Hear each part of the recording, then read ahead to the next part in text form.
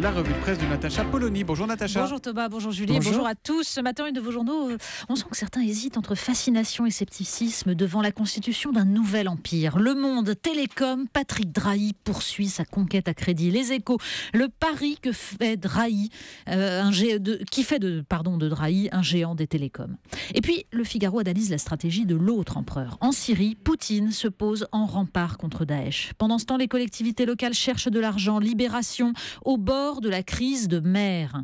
Enfin, il y a la une de Marianne en forme d'appel au redressement national. À table citoyen, un manifeste contre la malbouffe qui nous explique comment l'émancipation économique, philosophique et même civilisationnelle est au bout de la fourchette.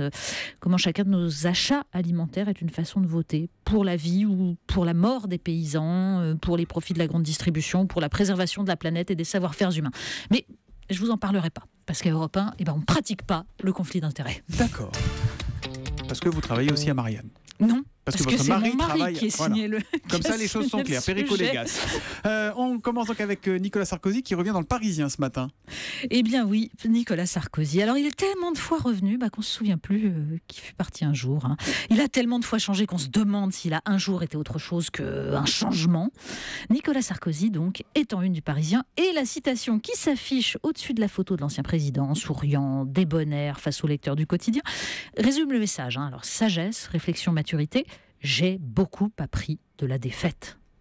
À l'intérieur du journal, c'est encore mieux. J'ai des regrets. Oui, la mode est au mea culpa, un mea culpa limité tout de même. Ça ne concerne ni la destruction de la Libye, ni l'abandon des promesses de 2007, ni la soumission aux grands intérêts financiers. Non, la phrase clé, c'est « Plus jeune, j'étais un peu bulldozer ». L'ancien président lance même à un des participants « Vous avez vu comme je suis calme maintenant ? Un vrai toutou ». Oui. Mais sur le fond, alors ? Eh bien, sur le fond, une grande tirade contre Marine Le Pen, un hommage à Emmanuel Macron, oui, c'est pas étonnant, une sympathique neutralité vis-à-vis d'Angela Merkel, parce qu'il ne faut pas fâcher la patronne de l'Europe, et quelques considérations sur la nécessité de l'assimilation. Parce que ça, c'est le débat du jour. Celui qu'on trouve dans le Figaro, dans Le Monde ou dans l'Opinion. Avec la réponse d'Alain Juppé. À lire les articles, on comprend d'ailleurs que le but du nouveau favori de la primaire à droite est de montrer que justement le bulldozer en est resté un.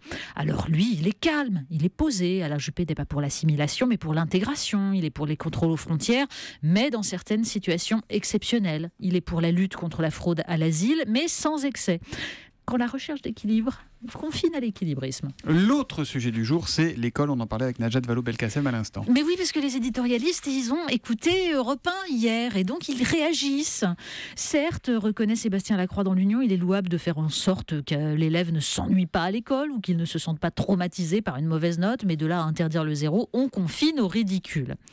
Et surtout, avant de jongler avec des chiffres et des lettres, renchérit Bruno Dive dans Sud-Ouest, le ministère de l'Éducation ferait mieux de s'inquiéter de cette statistique dramatique et dont on ne sort pas. Plus du tiers des élèves n'ont pas acquis les savoirs fondamentaux à l'entrée en 6e et 15% ne savent pas lire du tout.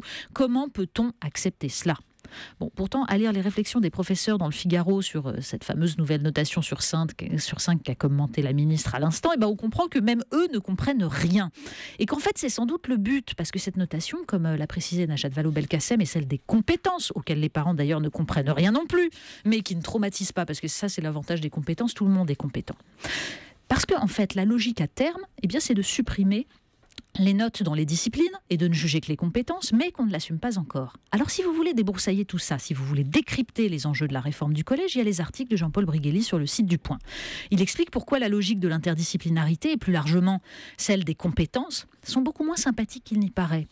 Il interviewe aussi Alain Juppé pour tenter de mieux comprendre le projet de celui qui trouve que cette réforme du collège n'est pas si mal.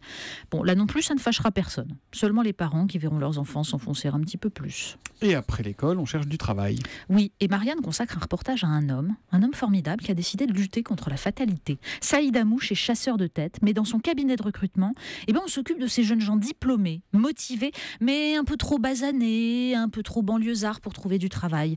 Tous ces jeunes qui, comme le dit Vanessa, 25 ans, née au Congo, ancienne excellente élève, ont fait ce qu'on attendait d'eux. Ils ont fait des études, ils ont visé l'excellence.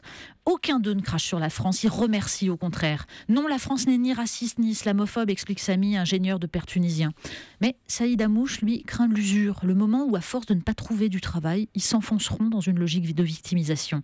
Alors, lui opère à sa façon pour que la France puisse enfin profiter de ses élites, les vraies. On termine avec Society. Society. Alors, il y a plein de sujets passionnants dans Society, mais il y a un article un peu étonnant qui est consacré à un dénommé Alexandre Sutra, qui travaille dans l'informatique. Il a l'air très doué pour ça, ce garçon.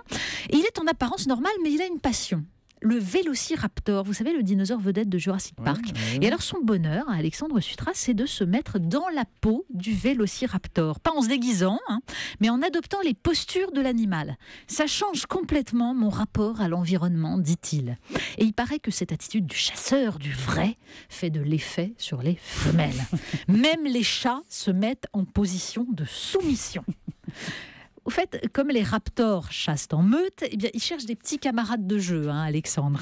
Dommage que Nicolas Sarkozy soit devenu un vrai toutou. Oh, boum, ce sera la dernière flèche de la semaine de Natacha Polony. La revue de presse tous les matins à 8h30 sur Europe 1. À lundi, Natacha. À lundi.